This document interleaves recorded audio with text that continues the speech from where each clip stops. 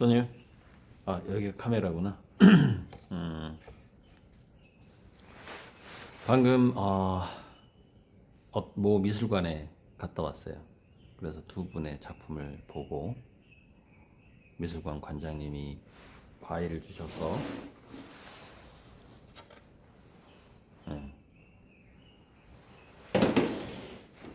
간식으로 먹으려 가져왔고요. 한 분은 81세 여자 화가, 한 분은 한 12년 전에 돌아가신 남자 화가. 그러니까 한존 씨는 유작전이었죠. 근데 그, 그 돌아가신 분 작품은 변시지? 그러니까 아무튼 과거에 꽤 유명한 분들의 화풍. 그러니까 화풍은 참 이게 이제 제 그림을 보면은 저는 이제 유아틱하잖아요. 이게 제 전략인데 아직 근데 충분히 유아틱하지 못한 게 아직 제 단점이거든요. 이게 이제 몇 군데 여기가 워낙 해가 좋아서 사실 이 태양광을 이길 만한 조명이 없어요. 그래서 여기 가져와서 밝은 데서 더 수정을 하려고 가져온 거고요. 정말 직접 햇빛을 받는 상태에서 이 컬러를 보는 게 정말 좋은 것 같고, 전시장의 불빛이 이제 그런 태양광을 따라하는 거죠. 그 조명 자체가 인공태양을 만드는 거나 비슷한 건데 못 따라가는 거예요. 인공태양을 못 따라가는 거예요. 태양의 어떤 우리가 자연색을 보는 것이 워낙에 태양광에 익숙해져 있기 때문에. 자, 무슨 얘기를 하고 싶냐. 그러니까 이건 제가 눈동자의 우주 컨셉을 시작할 때부터 감각의 정원이라던가 다양한 시리즈를 구상을 할 때부터 늘 고민해 왔던 문제인데 이거예요. 첫째, 자기만의 화풍을 가지려면은 자기 그림 전체를 누군가가 봤을 때 저건 이중섭이랑 비슷하다. 저건 피카소랑 비슷하다. 저거는 뭐 또 누구랑 비슷하다. 일단 그 이미지가 들면 안 돼요. 그러니까 이게 그거를 피하는 것도 굉장히 어려워요. 왜냐면 선배화가 너무 많기 때문에.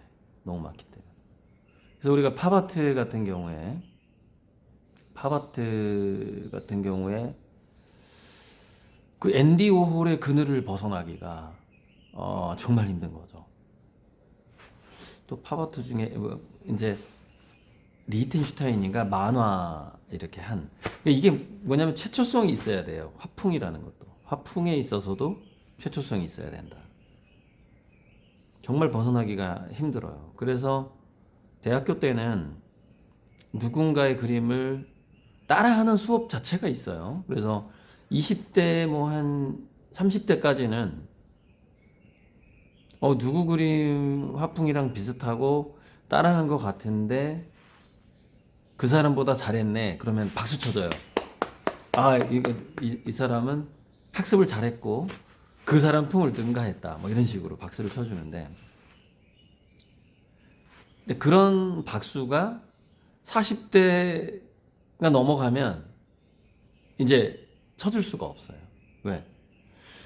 우리가 뭐 40이면 좀 빠른가? 아무튼 50대 정도 되면은 40대까지는 좀 이렇게 방황기라고 볼 수도 있고, 근데 이제 50대가 됐어 이 사람이.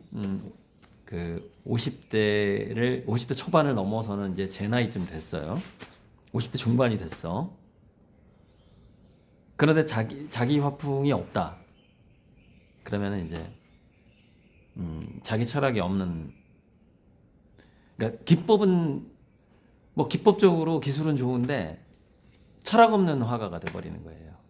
그 자기 화풍이 어떤 독특함이 느껴지지 않는다면.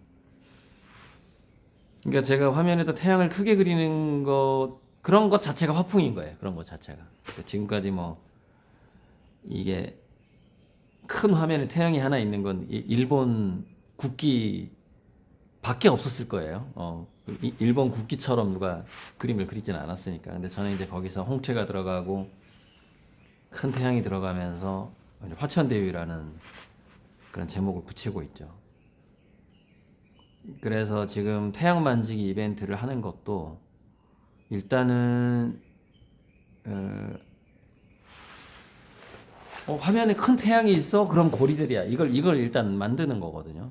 그 작업이 굉장히 중요하고. 자, 그래서 이제 조금 전에 이제 아까 미술관에서 봤던 그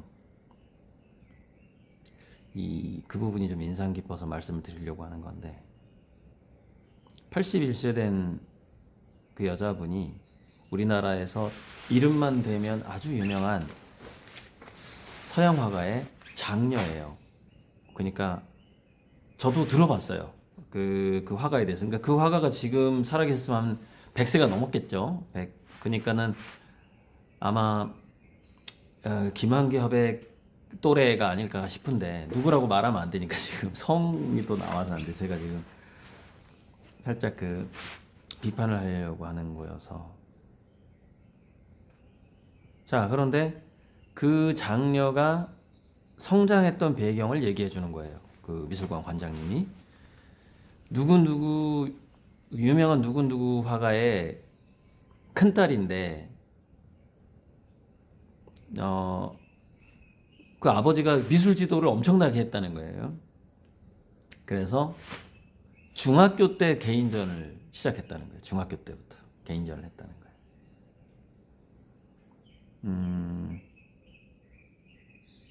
그럼 그림 굉장히 오래 그린 거죠. 그런데 이런 게 있어요. 우리가 의학이다 또는 뭐 의학이나 공학이다. 그러면 아버지가 의사고 건축가야. 그럼 그 자녀가 뛰어난 의사가 되고 뛰어난 건축가가 될 수 있어요. 왜냐면은 우리가 기술이라는 것은 마치 공식 같은 거거든요. 그러니까 물론 건축 같은 경우에는 그 안전하게 잘 지어야 돼 플러스 예술미가 들어가는데, 건축이라는 것은 이 중력과 재료와의 싸움이기 때문에 그 아트성을 발휘하기가 극히 제한적이죠. 그러니까 우리가 훌륭한 건축가가 되기 위한 하나의 자격 요건이, 어떤 자질이, 일단은 수학적인 능력, 공학적인 감각이 굉장히 좋아야 되는 거죠. 첫 번째는. 근데 그걸 바탕으로 설계를 해야 되니까. 안 그러면 무너진다는 거죠. 그때 9.11 테러 때 무너진 건물도, 저는 그때 이제 그 무너진 이유에 대해서 쭉 다큐멘터리를 보면은 그 건축 평론가들이 이렇게 얘기합니다. 굉장히 튼튼한 건물은 맞았대요. 그런데 열 공격에 불이 났을 때, 아주 심한 불이 났을 때 그 철이 연해진다라는 것을 생각을 못했다라는 그런 평가를 하더라고요. 그러니까 철과 철을 H빔을 연결시켜주는 그 볼트 너트가 있고, 근데 그런 것들이 너무 뜨거워지면 이게 철이 느슨해지면서 그냥 그 무게를 이겨내지 못하는 거죠. 철근 콘크리트면은 내열성이 강하겠죠. 그런데 이게 거의 H빔 그 철로만 되고 볼트 너트로 연결된 에펠탑 같은 거란 말이에요. 지금 그때 그 무너졌던 빌딩이. 그래서 불이 났을 때 그걸 견디지를 못한다는 거죠. 그러니까 위에 있는 게 무너지면 밑에 있는 건 무게가 더 세니까 이제 같이 무너져 버리는. 물론 뭐 누가 뭐 폭파했다 뭐 이런 음모론도 있는데, 아무튼 음모론을 떠나서 그 쌍둥이 빌딩이 무너졌던 것에 대한 건축가의 평가예요. 프로들의 평가니까 그 내열성을 생각하지 못했다 이런 거죠. 그러니까 우리 건축에 있어서는 그런 공학적이고 공학 기술과 재료공학 그다음에 뭐 중력을 어떻게 견디고 힘을 어떻게 분산하고 이런 게 중요한 기술이고 의학도 마찬가지겠죠. 자, 그런데 예술의 경우 만약에 바이올린이다, 피아노다 그러면 오케이. 전 괜찮다고 봐요. 어려서부터 그 음악적인 절대음감을 받아들이니까. 그래서 세계적으로 뛰어난 어떤 그런 연주가들 중에서는 부모가 음악을 한 경우가 많죠. 그러니까 자, 음악 특히 그 뭐 작곡을 떠나서 클래식이라고 봤을 때 음악, 의학, 기술, 공학 쪽은 그 부모가 대단한 능력자였을 때 그 자식도 대단한 능력자가 될 확률이 높은 거예요. 그런데 유독 화가만큼 그렇지가 않아요. 이제 그 얘기를 하고 싶은 거예요. 되게 특이한 부분이 있어요, 그게. 그래서 오늘도 이제 그런 예를 제가 일란 선생님께 자주 얘기를 들었고, 그래서 화가들이 왜 예중예고를 나오면 성공하기가 힘든가 비율적으로 그 얘기를 이제 일란 선생님이 자주 얘기하시면서 이제 제자들 중에 한 70%가 예중예고 나온 사람들이거든요. 얘네들 잘 들어 그러면서 이렇게 많이 혼내고 그랬거든요. 예중예고 나온 출신 제자들을. 그게 왜 그러냐면은 결국에 55세쯤 됐을 때 50대가 됐을 때 화가는 자기 철학과 자기 화풍을 만들어내지 못하면 기억 속에서 사라져 버리거든요. 존재감이 없어져요. 그러니까 건축가다 그러면은 유명한 건축가의 아들이 자기 아버지의 건축에서 살짝 한 2, 3%만 바꿨어. 색상과 구조를. 그래서 우리 아버님이 이 건축했던 거에서 내가 단점을 2%를 보완했어요. 그러면 엄청난 박수를 쳐주고 막 역시 그 부전자전이 하면서 모전 여전히 하면서 그 건축 건물의 값어치가 엄청나게 올라가게 되는 거죠. 마찬가지로 뭐 뛰어난 심장외과 의사의 아들이 대를 이어서 또 심장외과 의사가 됐다 그러면 이제 막 나 거기서 수술 받을 거야 이러겠죠. 한의사의 아들이 한의사가 됐다. 근데 유독 이 그림만큼은 그게 안 되는 거예요. 오히려 부작용이 나타나요.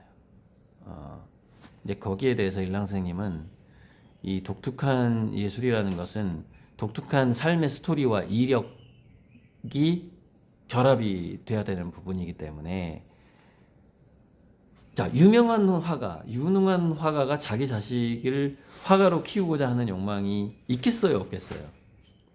그런데 그 환경은 이미 스토리가 비슷해져 버린 환경이 돼버린 거죠. 그림이 잘 팔리고 유명하고 부유한 예술가 집안의 자녀가 돼버린 거예요. 그래서 이 그림이라는 것이 그림에 담기는 것들이 워낙에 거의 모든 게 담기는데 주로 기운생동이나 기나 기법도 담기지만은 스토리 그리고 자기만의 해석법이 담겨야 된단 말이죠. 이 세상에 대한 우주에 대한 해석법이 담겨야 되는데 그 해석법을 잔소리 들어가면서 트레이닝을 받았어 어렸을 때. 근데 보통 우리가 미술에 있어서 자녀를 트레이닝한다는 건 뭐예요? 기법적 트레이닝이 많겠죠. 그러니까 차라리 아버지가 철학가였다면은 그 자녀가 화가로 성공할 확률이 더 높죠. 아버지가 의사였다 그러면서 아버지가 의사였는데 그 의사는 늘 자기 자식한테 이 환자를 대하는 마음과 이 수술에 임할 때의 무슨 자세라던가 뭐 이런 걸 막 자녀한테 얘기를 해줬는데 그 자녀가 그 의사인 아빠에게 영향을 받아서 나는 이걸 그림으로 한번 풀어봐야지. 그러면 독특한 화가가 되고 성공할 수가 있다 이거예요. 그래서 어쨌든 자 이해했을 거예요. 충분히 이 정도만 좀 뭐 깔끔하게 제가 정리를 못한 것 같긴 한데 그게 좀 다른 부분이 있다는 거죠. 성공한 화가가 된다라는 거는 대를 이어서 성공한 화가가 되기가 오히려 더 어렵다. 오히려 방해 요소가 더 많다는 거예요. 자, 그래서 그 이제 그 꽤 유명한 상당히 유명한 분의 큰딸이 또 홍대 미대까지 나왔는데도 지금 80대인데도 화풍이 안 느껴지는 거예요. 어떻게 느껴지냐? 이건 어떤 유명한 외국 작가의 풍, 이건 아주 유명한 한국 작가의 풍, 이건 A to G가 다 있어. A 작가의 풍, B 작가의 풍, C 작가의 D. 제가 가끔 그 고호의 천체를 그릴 때 고호의 달을 오마주한다라고 하거든요. 그러니까 오마주라는 건 뭐냐면은 기획적으로 저 이번에 그냥 고호를 오마주하는 개인전으로 열었어요 이렇게 발표하고 하는 거예요. 그리고 또는 고호의 태양이나 고호의 달을 특히 이 그림에서는 고호의 달을 내가 따라했어요 이렇게 얘기하는 거거든요. 그러니까 전체 그림의 화풍이 고호가 되면 안 되는 거고 그 중에 일부만 내가 누구를 오마주했어요 이런 거예요. 그래서 영화 같은 걸 찍을 때도 뭐 매트리스다 무슨 뭐 이렇게 아바타다 뭐 이런 영화를 찍을 때도 부분 오마주가 있어요. 그래서 굉장히 솔직한 감독들은 나는 한국의 봉준호 감독의 영화 어떤 영화에서 그 장면이 너무 내가 인상 깊어서 이 컷에 내가 그 작가의 그 구성을 시놉시스라고 하는가 그 구성하고 연출을 내가 따라했다 이렇게 솔직하게 밝히죠. 그 음악가 같은 경우에도 내가 누구의 음악의 어떤 부분을 좀 따라했다 그리고 그 작곡가한테 살아계신다면 양해를 구하는 거고 돌아가셨다면은 밝혀야 돼요. 내가 누구의 음악을 일부분 어디 그걸 따라했다 이런 식으로. 표절 같은 경우에도 그러니까 그 글에서 표절 같은 경우에도 누가 이렇게 말했다 그러면 표절이 아니잖아요. 그걸 인용이라 그러잖아요. 인용이냐 표절이냐의 이제 문제인데 그런 것처럼 미술이나 영화에서도 그것을 내가 인용했다라고 말하는 게 오마주라는 거거든. 그런데 모든 그림에서 한 50개의 그림이 걸려 있는데 거기서 10명의 과거의 작가의 화풍이 그냥 각각 그림에서 느껴져 버린다. 이게 어느 수준이냐면은 그 사람의 그 그림의 문법이 또는 성숙도가 20, 30대에 머물러 있는 거예요.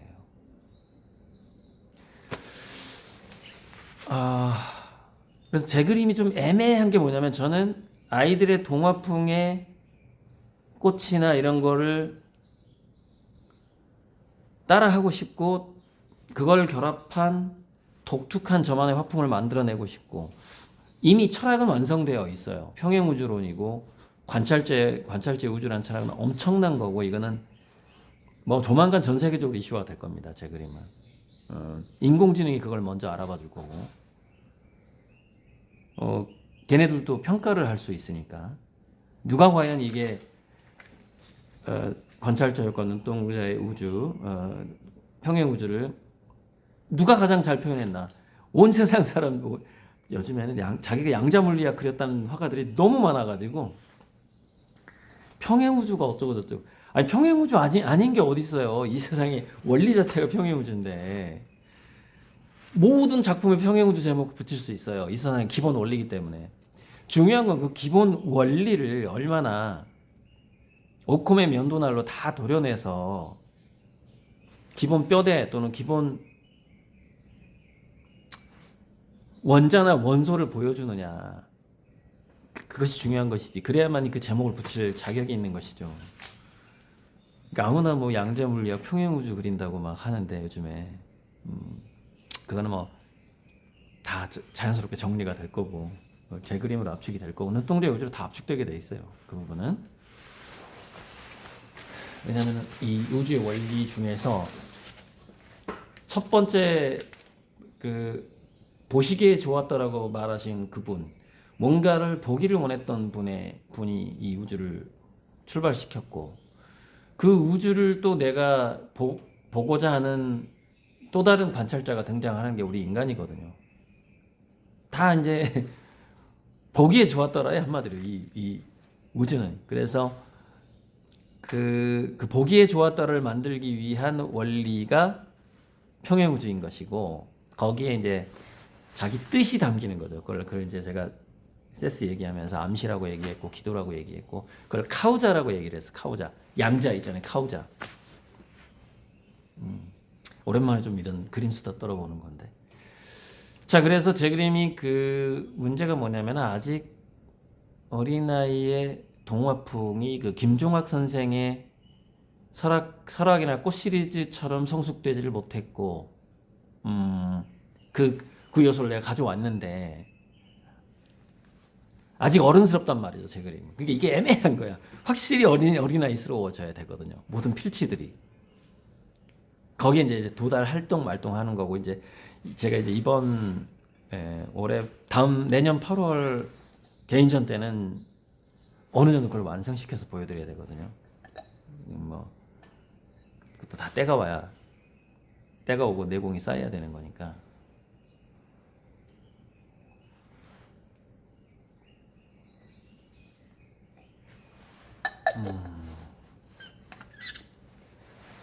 그래서 그 고호의 화풍과, 그러니까 이런 게 오마주인 거예요. 누가 봐도 고호 좀 따라한 것 같잖아요. 이런 게 오마주인 거죠. 확실히 드러내는 거죠.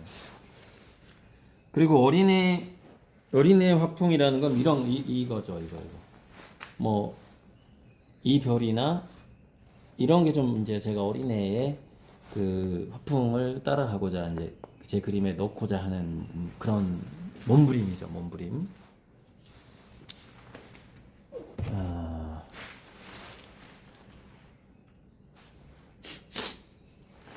그래서 정말 그 80대 화가의 방명록에 제가 정말 많은 걸 배우고 갑니다. 그런데 참 그게 역설적인 이야기인데,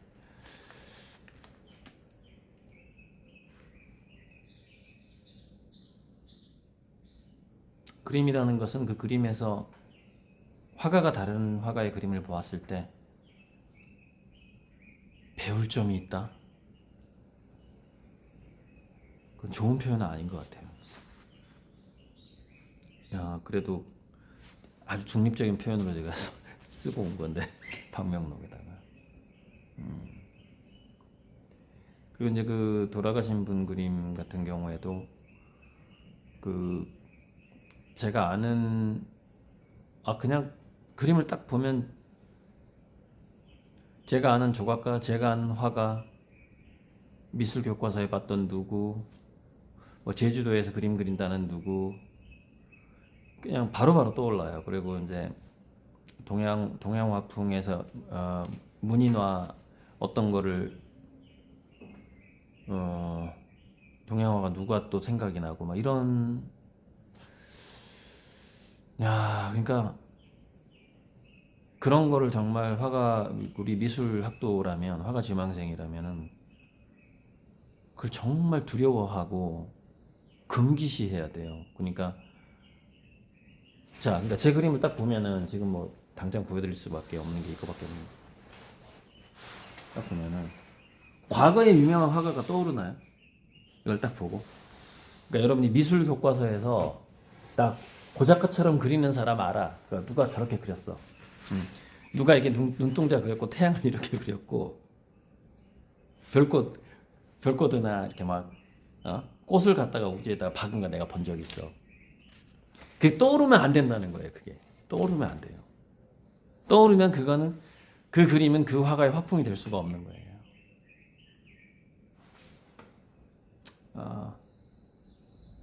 좀 이렇게 영상 찍는 시간도 아까울 정도로 날씨가 그림 그리기 정말 좋은 날이네요.